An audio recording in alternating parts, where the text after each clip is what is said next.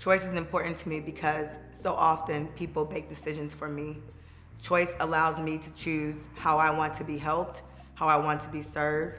Choice allows me to be free to make my own decisions. Choice allows me to voice what I want, what I need.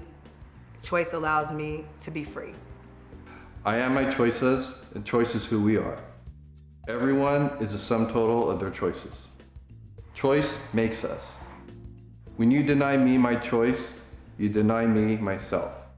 Choice is important to me because I want to be the author of my own script, and especially when it's something as important as my own health.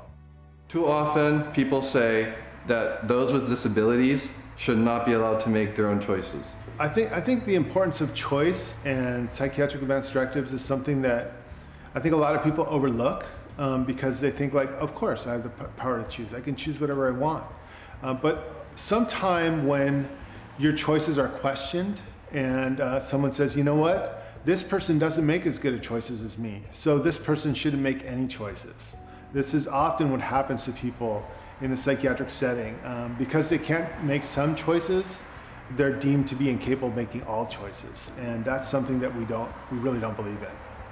Supported decision making is important to me because it's something that I do every day, all the time. Whether it's going out and asking a friend, hey, how do I change a tire? Going out and asking for advice on what you should do next in applying for a job process. Supported decision making is something that we do all the time without even realizing it. Too often, people with disabilities are told that they don't know or understand enough about themselves to make decisions for themselves.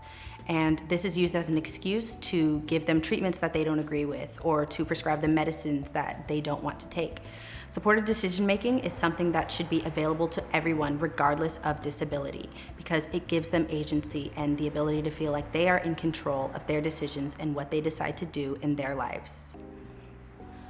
As a Black woman, choice is very important to me, especially with psychiatric advance directives, because too often, particularly in the medical system, myself have been discounted, not believed, and questioned when I had a concern.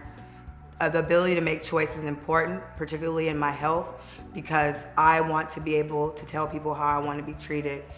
I often hear of particularly women of color saying that they're not believed. So for me, this document, Psychiatric Advance Directives, will give legal force.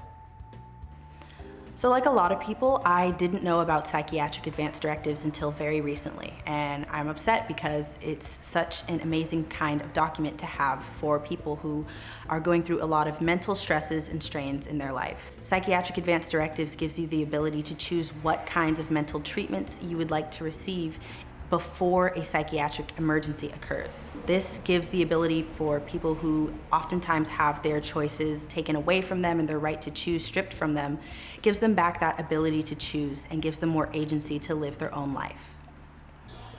So the role of peers in psychiatric advance directives. So, peers are so valuable to psychiatric advance directives because the power relationship is equal and there's not one person on top of another. Psychiatric advance directives cannot be put onto peers.